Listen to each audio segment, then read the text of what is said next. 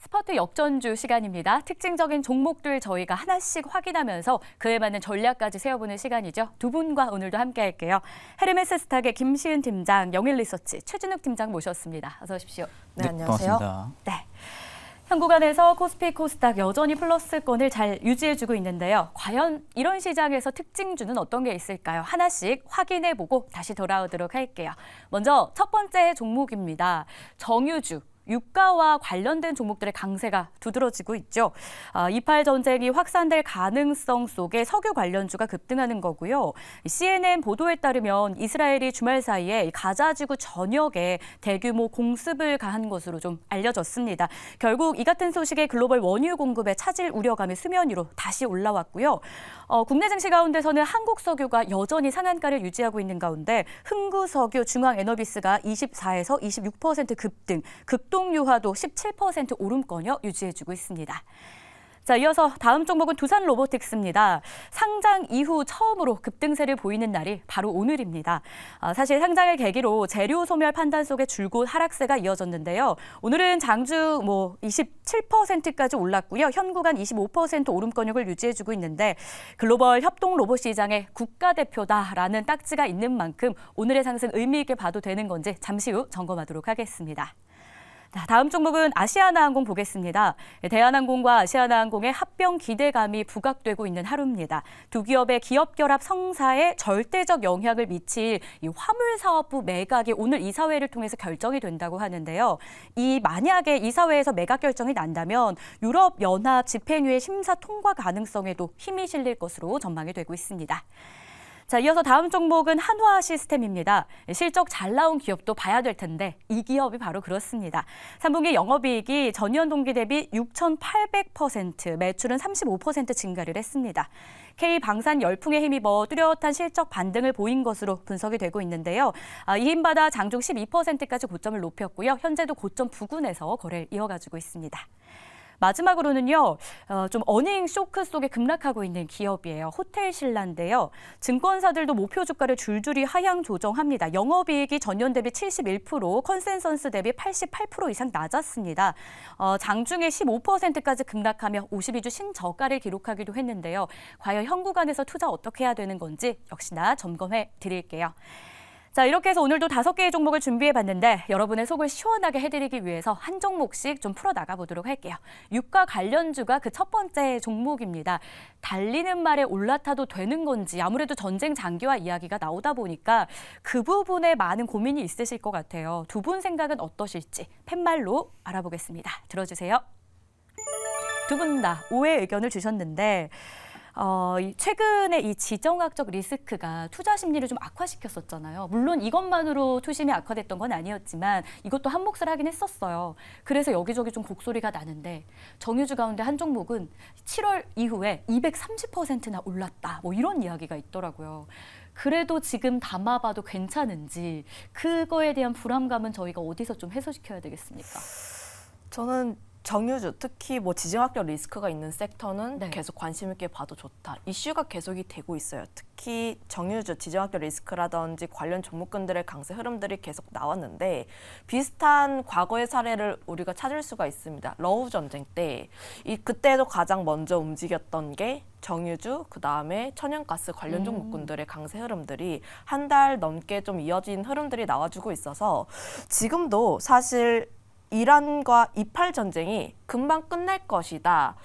지난 2020년도 그렇고 지난 사례를 봤을 때 그동안 길게 끌고 가지 않았기 때문에 금방 끝나지 않을까라는 생각이 있었지만 오히려 지금 보면은 계속해서 장기화가 되고 있고 장기전으로 끌고 가고 있는 모습. 특히나 일론 머스크 같은 경우에는 제3차 세계대전이 될 수도 있다라는 가능성도 내비치면서 좀 심리가 어느 정도 불안해진다라고 보시면 좋을 것 같은데 특히 이란과 미국이 계속 공습을 주고받고 있고 그 부분에 있어서 이란 뒤에는 또 러시아가 있다 보니까 러시아와 미국 간의 싸움까지도 번질 수가 있는 모습까지 나오고 있어서 이런 부분들까지 조금 더 생각을 해본다면 이 이슈는 조금 더 지속이 될 것으로 보고 있고 관련 종목군들의 변동성도 계속 나올 수 있다 이렇게 판단하고 있습니다. 좋습니다. 재료가 아직은 유효하다라는 판단이었는데 여기에 또 실적까지 잘 나올 것이라는 전망이 좀 더해지고 있잖아요. 뭐 정제 마진, 유가 상승 이게 좀 기대감으로 연동이 되는 것 같은데 3분기 실적도 괜찮다면 지금 국제유가 계속 오르는 추세다 보니까 네네. 뭐 4분기 그 이후까지 좀 기대해 볼 만하겠습니까? 사실 저는 올해 하반기까지는 좀 기대는 해볼 만하다고 생각은 하고 있거든요. 근데 일단은 테마가 아래에서 받쳐주고 있는 상황이고 SOE 같은 경우도 지금 실적이 다시 또 잘 나오고 있는 상황이거든요. 그러니까 실질적으로 국제유가가 250배럴까지 지금 일단은 상승해줄 것이라는 전망치도 계속 나와주고 있는 상황이고 실제적으로 우리가 이제 앞서 이제 김시현 팀장님이 말씀하셨지만 러우 정대 때도 마찬가지였습니다. 그때 그 당시에도 국제유가가 치솟으면서 SOE라든지 정유주들이 대표적으로 실적이 어느 정도 턴어라운드 부분들도 있었다 보니까 사실적으로 지금 이팔 전쟁 부분들도 러우 전쟁이랑 좀 비슷한 맥락으로 보시는 게 맞을 것 같습니다. 일단 아직까지는 전쟁이 계속적으로 확산이 되려는 가능성을 열어두고 있는 상황이고 결국엔 지금 지정학적 리스크가 계속 되고 있다는 부분들은 사실 국제유가 부분들에 있어가지고 테마, 정유주들의 테마 같은 경우는 사이클이 계속 좀 돌아줄 가능성이 좀 크다고 보고 있거든요. 최근에 대표적으로 뭐 흥구석유라든지 그리고 중앙에너비스라든지 최근에 급등 이후에 또다시 급락이 한번 나왔었습니다. 그러니까 어느 정도 주가 조정도 일단은 준 상황이다 보니까 다시 한번 더 기술적인 반등이 테마에 불입어가지고 또다시 나올 가능성이 좀 크다고 보고 있기 때문에 단기적인 트레이딩 관점으로는 이제 좀 중소형주들 있죠. 뭐 흥구석유라든지 혹은 뭐 대성산업, 중앙에너비스 이런 종목들은 좀 트레이딩 접근이 가능하고요. 오히려 좀 중장기적인 올해 4분기까지 좀 지켜보겠다 하시면 저는 오히려 SK가스나 SK이노베이션 쪽이나 S51 쪽 이쪽을 좀 더 바라보시는 게 저는 맞지 않을까 그렇게 생각을 하고 있습니다. 그러면 단기적인 트레이딩 관점에서도 괜찮고 중기 관점에서도 괜찮은데 종목별로 좀 선별해서 투자하자. 네, 그렇죠. 좋습니다. 이렇게 해서 해당 기업에 대해서는 유가 관련된 종목들에 대해서는 유효하다라는 두 분의 판단 확인할 수 있었고요. 자, 그럼 이어서 로봇주도 오늘 흐름이 좋아요. AI 관련주들 다시 한번 주도주 역할을 해주는 하루인데요. 그 안에서 두산 로보틱스의 강세에 대해서 두 분은 어떻게 생각하시는지 한번 의견 들어보겠습니다. 팻말 들어주세요. 네, 이 종목은 두 분 의견이 엇갈렸는데 김시은 팀장님 의견부터 보겠습니다. 증권가에서는 위대한 출사표다. 협동 로봇 시장의 국가대표다라는 말까지 수식어를 좀 붙이고 있는데 그래도 오랜만에 반등이 나왔다 보니까 지금부터 그럼 좀 모아가도 되나라고 고민하시는 분들이 있을 것 같거든요. 일단 안 산다의 의견이셨어요. 어떤 의미에서 안 사십니까? 시기적으로 조금 아쉽다. 시기가 네, 그동안 로봇 섹터에 대해서 굉장히 긍정적인 의견을 내비쳤고 네. 앞으로 로봇 산업 같은 경우에는 저출산이라든지 임금에 대한 문제라든지 앞으로 성장할 수밖에 없는 산업입니다. 다만 두산 로보틱스를 비롯해서 로봇중들의 강세 흐름들이 오늘 나왔던 재료를 찾아봤는데 이게 이렇게까지 오를 만한 재료인가 싶었거든요. 물론 재료가 나오긴 했어요. LG U+ 관련했을 때 협약을 한다든지 네. 다양한 이슈들이 나오긴 했지만 하지만 오늘의 상승세를 이끌기에는 그 이슈가 약간은 부족하다라고 판단을 하고 있었고요. 두 번째로는 시기에 대한 문제가 있는데 지금 실적 시즌입니다. 네. 굉장히 다양한 기업들에서 실적을 굉장히 많이 내고 있는데 대표적으로 로봇 섹터 같은 경우에는 실적이 잘 나오진 않는 기업 섹터예요. 그 부분으로 봤을 때 로봇주들의 연속적인 시세 상승이 나올 수 있을까에 대해서 조금 의구심이 있다 보니까 지금 당장 접근을 하시기보다는 추가적으로 상승을 하는지 여부를 한번 확인을 하시고 그때부터 봐도 좋지 않을까라는 의견 드려보도록 할게요. 시기적으로 실적 시즌인 상황을 감안했을 때 일단 추가적인 상승이 나오는지 여부를 보고 그때 진입해도 늦지 않는다라는 판단이었고요.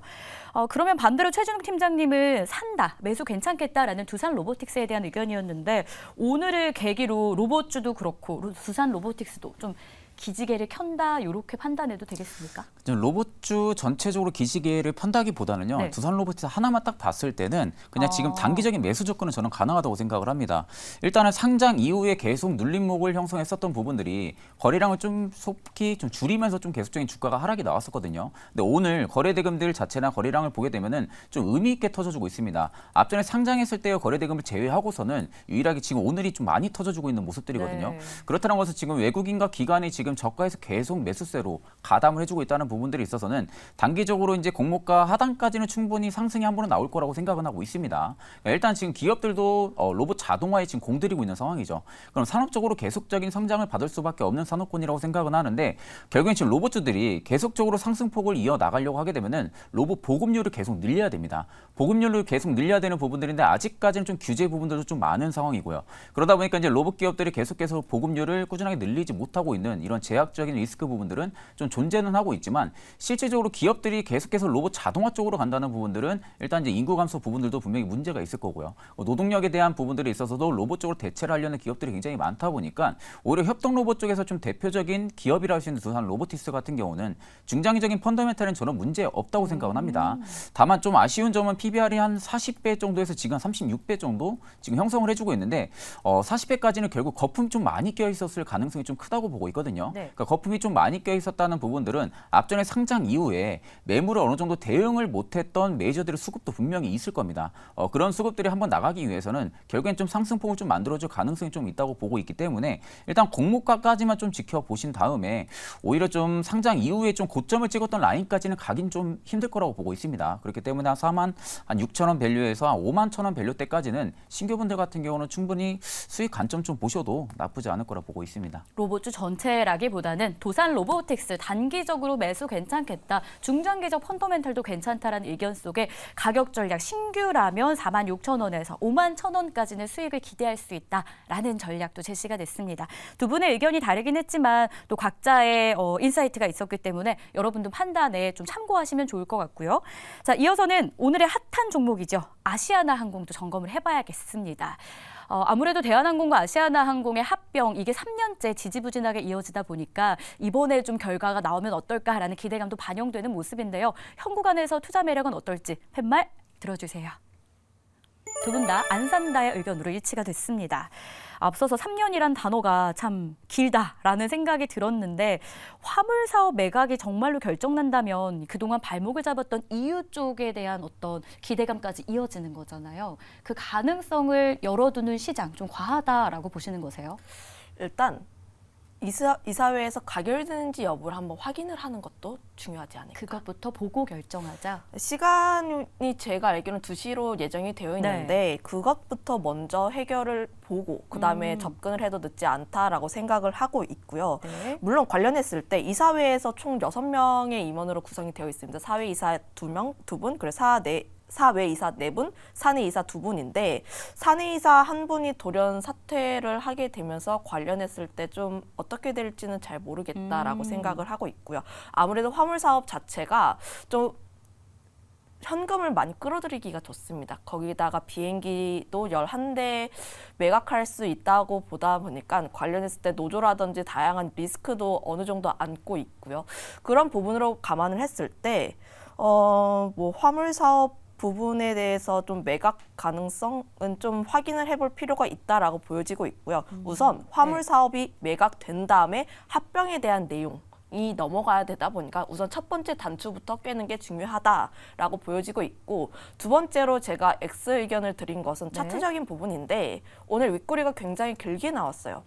오늘 거래량도 굉장히 많이 동반을 해서 상승을 했음에도 불구하고 120선 맞고 다시 한번 60선까지 내려오는 모습들을 보여줬습니다. 이전 차트의 흐름을 봤을 때 항상 60선에서 맞고 내려오는 모습을 보여주고 있어서 지금 모멘텀에서 조금 더 추가적인 긍정적인 내용이 나오지 않는다면 지금 이 차트 흐름은 그리 긍정적이진 않다 보니까 이 점 한번 참고해 보시면 좋을 것 같습니다. 가결 여부부터 확인하고 정말로 대한항공과 아시아나의 합병이가 나올 때 그때 진입해도 늦지 않는다라는 첫 번째 이유. 두 번째로는 기술적인 부분까지 점검 안 할 수가 없다라는 이 부담이 있는 기술적 자리.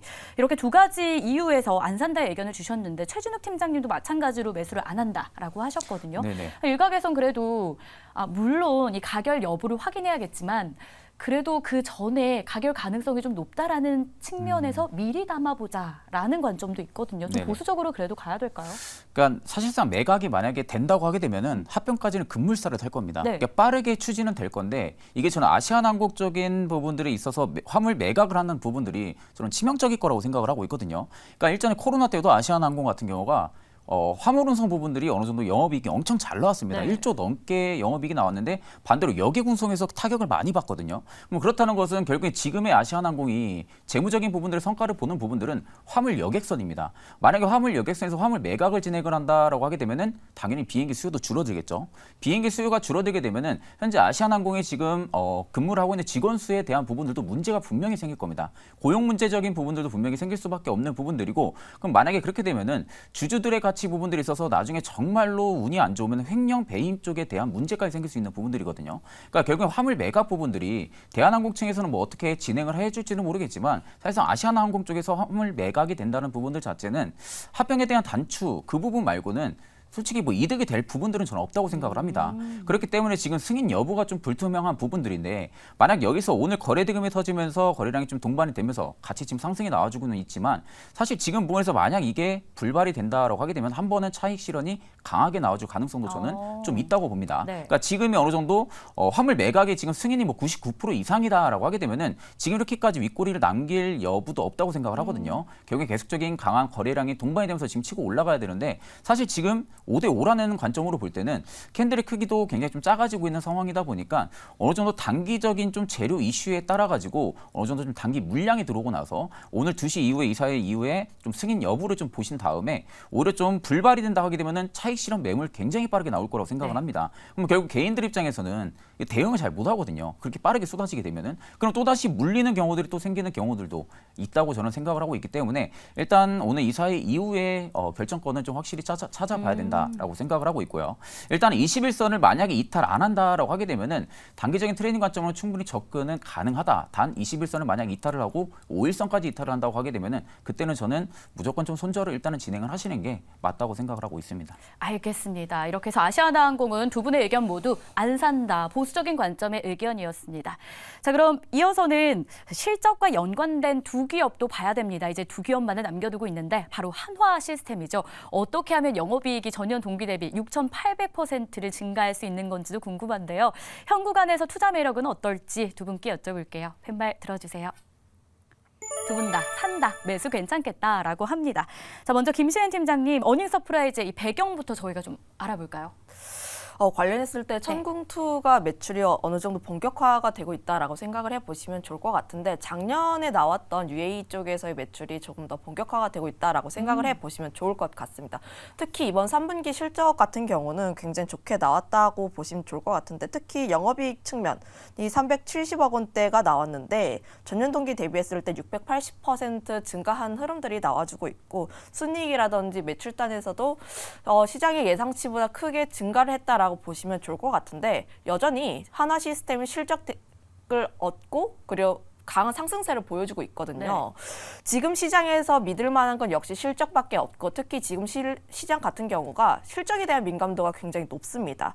뒤에서 이야기를 하겠지만 호텔신라도 그렇고 LG생활건강도 그렇고 본업에서 실적이 잘 안 나오게 된다면 주가는 조금 고꾸라지고 있는 반면에, 그래도 어느 정도 시장 대비했을 때 실적이 견고하게 나오고 우리의 예상치보다 더 높게 나온다면 시장에서 반응을 하고 주가도 뛰어오르는 모습들을 보여주고 있습니다. 거기다가 더해서 지금 실적만 좋은 것이 아니라 앞으로의 실적도 더 좋을 것인지가 더 중요하다라고 생각을 하고 있는데, 한화 시스템을 비롯한 방산주 같은 경우도 수주를 계속 받고 있고, 특히 한화 시스템 같은 경우도 수주 잔고가 계속해서 쌓이고 있습니다. 2분기 때만 하더라도 수주 잔고가 약 5조 원대였는데 그때 이후로 수주를 받은 계약 체결 수만 거의 3건 정도이다 보니까 계속해서 본업을 잘하는 기업이라고 생각을 해보시면 좋을 것 같아서, 지금 지정학적 리스크로 인해서 방산에 대한 관심도가 높은 지금 이 시점에서 지금 추가적으로 봐도 좋다라고 생각을 하고 있습니다.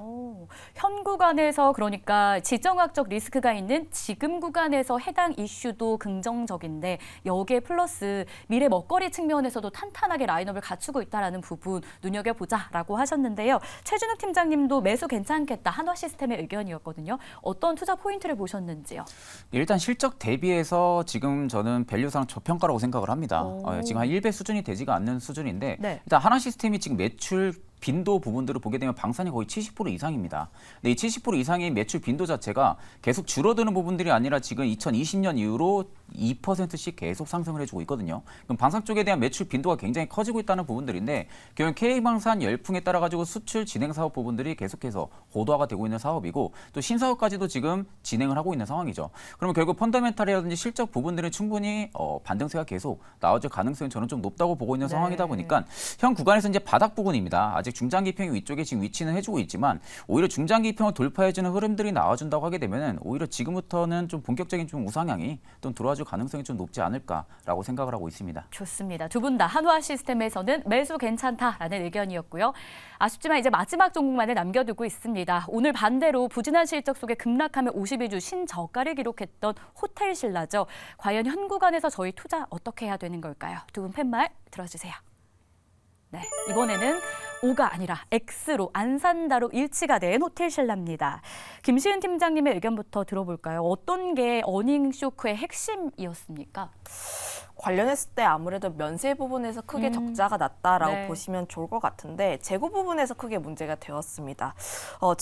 채와 재고라고 해서 시장에서 처리하지 못한 재고, 악성 재고라든지 뭐 2월 재고 이런 부분이 있는데 이쪽에서의 좀 문제가 발생하면서 매출이 크게 부진했다라고 보시면 좋을 것 같고 따이공 쪽에서 좀 개별적인 소비자들 쪽으로 움직이고 있는데 그 부분에서 재고량이 크게 많아졌다는 부분. 네. 이런 부분 같은 경우에는 사실 단기간에 해결되긴 어려운 문제라서 앞으로의 실적에 대한 부분이 조금 불투명해지게 되면서 증권가에서도 목표 주가 하향 리포트를 좀 다수 내놓는 등 투자 심리도 굉장히 악화되었다라고 보시면 좋을 것 같은데 다만 저는 이거는 시간적인 부분이라고 생각을 하긴 해요. 앞으로 뭐 중국인이라든지 다양한 외국인이 입국을 하게 되면 관련했을 때 매출에 대한 부분은 조금 더 긍정적으로 변하게 되겠지만 지금 당장의 부분에서 봤을 때 지금 당장 이 저가에서 좀 떨어진 부분에서 매수를 들어가기에는 다소 부담스러운 면모가 굉장히 많다라고 생각을 하고 있습니다. 좋습니다. 그러면 최진욱 팀장님 의견은 어떨까요? 호텔신라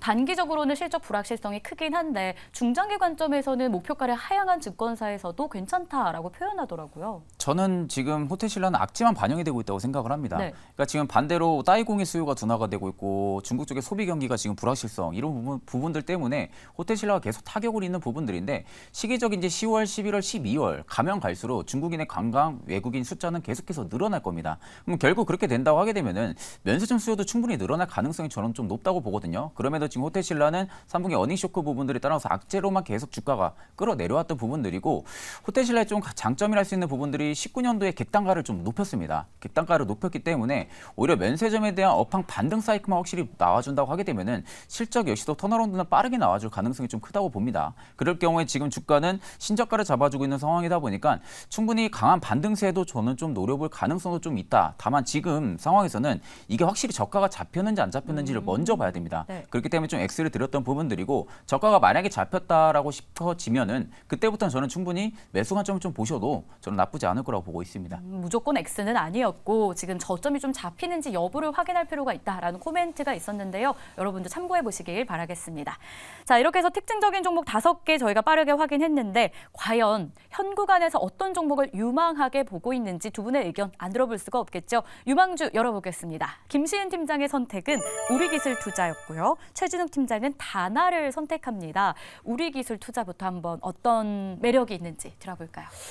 관련했을 때 비트코인 관련주라고 보시면 좋을 것 같은데 네. 뭐 글로벌 증시와 다르게 비트코인 가격은 좀 견고하게 움직이는 면이 있더라고요.